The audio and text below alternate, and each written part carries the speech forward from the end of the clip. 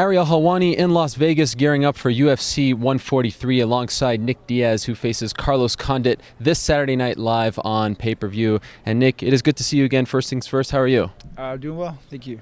We've really enjoyed watching you on the Primetime show. I thought a lot of people have gone to know another side of you and really get to learn about your upbringing. And I'm wondering, have you enjoyed it? Have you watched it, A, and B, have you enjoyed it? It's not my favorite thing. I try to, more so just concentrate on the fight. Some of it's been a little bit extra motivated after, afterwards, and you watch it, and of course, like anything you see, you watch, old fights or just any fights really, or any stuff. It's just, I'm gonna watch that after it's done. So yeah, it's been extra motivating. At the same time, it's been kind of draining to have these people down my throat with the camera. But it's been all right. There's some nice guys. Got this guy Tom from that crew. He's real nice guy. So it's been a good time. And they've been following you this week in Las Vegas as well, right?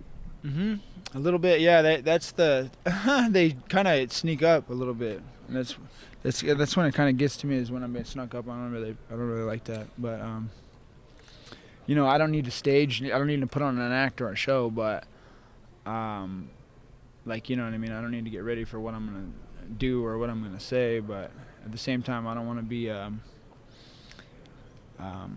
don't want to be acting up or acting out, and all of a sudden they're sneaking up on me with the camera. I'm gonna tell them, hey man, don't be putting ridiculous footage of me all over TV, and they'll do that if you don't tell them. So.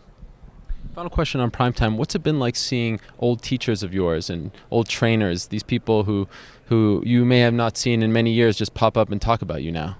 Though I have seen them. We've been training together, so we've had teachers as well from like grade 2 and all that. Oh, I'm sorry. I thought you were talking about my coaches. Yeah, I meant like your old. I think it was your second grade teacher, right? Who was talking about you. What's that been like? That's great. Mr. Dominch. I always see him, and we live in Murata. It's in Stockton, and it's kind of like this little area, and so I see him from time to time here and there, and he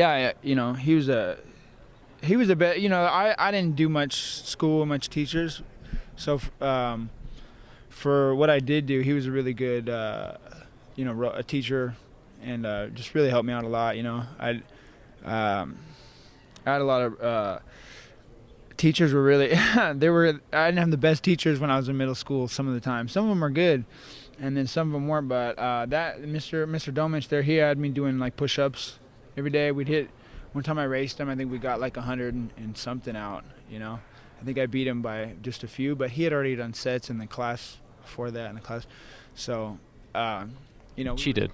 Yeah, he. I had done actually less push-ups than him, but we went on a race and I got him by a few there. So he was, I always thought that was cool, and I thought it was great that I could do push-ups instead of my schoolwork.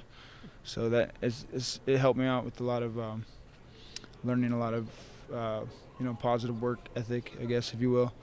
So that's why you pulled the fire alarm, because he cheated on the push-ups. I was in second grade when I pulled the fire alarm. That was seventh grade Mr. Dominch push-ups. Yeah, that guy. One time he had grabbed me up to, one time I was acting up. I think I had like this hat on or a beanie or something. He's telling me to take it off, and I wouldn't take it off, or I put it back on. And he got mad. He grabbed me up, had me all twisted up behind. I was just like, he was angry. Had me outside. So, we didn't get along first, and from what I remember, we weren't getting along too well. And then towards the end of the year, that we did really good, and that was my story with Mr. Dominch, seventh grade, pretty much. I feel like I could talk about this stuff all day, but let's talk about the fights. I know you have a lot of media to do. Have you been reading and listening to some of the stuff that GSP has been saying? It seems like this is a guy who's very controlled and reserved, but he's openly rooting for you because he wants to beat you that badly. What do you make of that? One more time? GSP has been all over the media saying that he really wants to beat you and fight you, and he wants you to win. On Saturday night. He's rooting for you, even though he has a relationship with Carlos. They trained together in the past because he wants to beat you that badly and teach you a lesson. What do you make of that? Because that's not something that we usually hear from George. I I think a lot of that stuff isn't very genuine. You know, I don't know how much of it is and isn't really. Um, so I can't tell really if that how much of that's for real. Cause I know that like come press conference and after the last fight when everybody was saying that he wants to fight and he's pumped up and heated and angry, and I'm like, that's not true, man. You know, because if someone says, you know, I just think that they were, you know, just a lot of people are putting a lot of pressure on him to say these sorts of things. It's not really him. I think he should just stick to what he does, or I mean, I would, I guess, but. You've talked in the past about how, you know, having, you know, maybe some animosity with your opponent fuels you come fight night. Do you feel that same way with Carlos? The same way that you do feel about GSP? I don't have any. I don't. I have the same. I don't. I feel the same about both of them. I think they're great fighters. I think one's a more respectable athlete, and one's a more respectable martial artist. And Which one's that? stand-up fighter, I guess, if you will. You know, Carlos versus George. I think one of them. I think George is a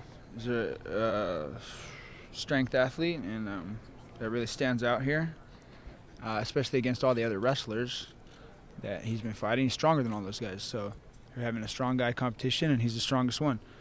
I don't fight like that, and neither does Carlos, and I don't think that these guys enjoy fighting that style of fighter. I think it's a lot harder for them, especially if, you know, it's a real fighter, because you have a lot of these guys that are good fighters, but they're not cutting it. There's things missing, and they're not quite cutting it when it comes to that top level or that top 10. And me and Carlos Condit are both ranked in the top 10, and I have been. I've always been ranked in the top 10 since I've been out here. So I plan to keep it that way. We spoke to Caesar on Monday, and he told us that if you win on Saturday night, that he will advise you not to take another fight until George is ready to come back. At least at 170, he'd rather you fight at 185. He said that's what he will advise you to do. Is that what you would like to do? You know, I'm here to do my job, and we'll work that out. And if everything's right, then I'll be out here to do my job, regardless who I'm fighting. You know, the only thing about me calling people out or saying who's who, all I'm doing is pretty much giving everybody the respect they deserve. That you hear me say something about Condit before this fight even came about. It's because I figure I'm going to be in the mix here, and I know what's ahead of me, and I know what should be, you know, and I think this is probably what should be. It's too bad, you know, George is injured and all that. I think that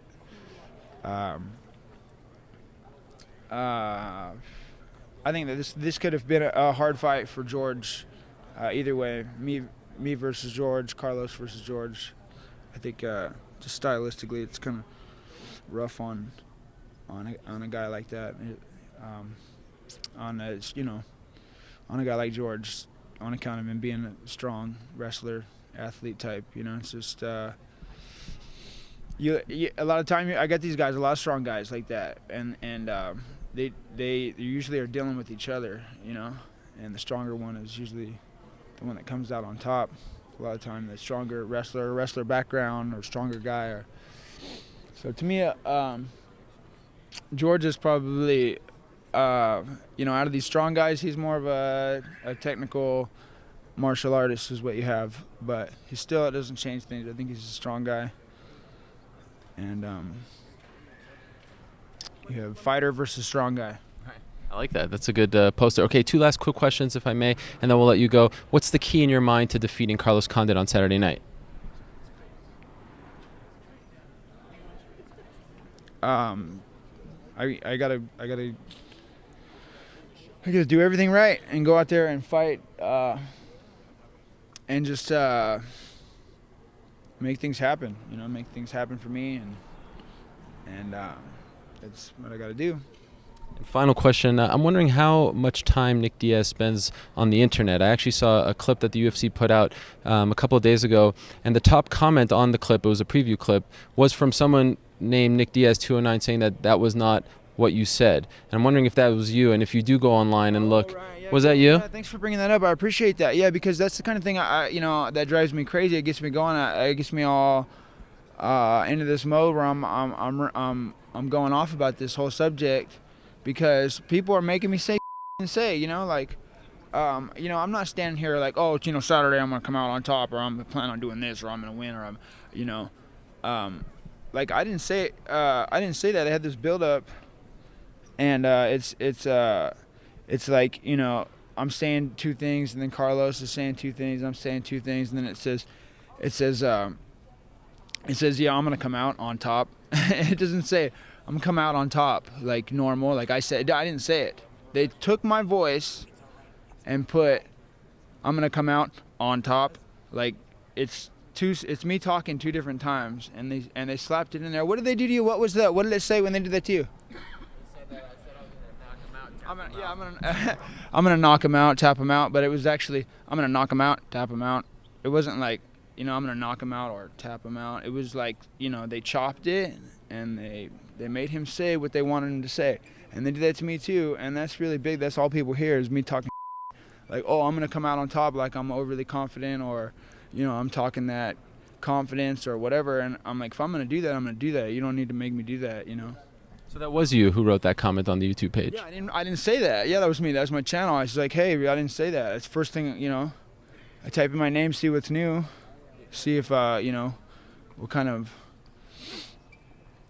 talk people are talking. And then I just watched it was the latest pre-fight, little talk or whatever.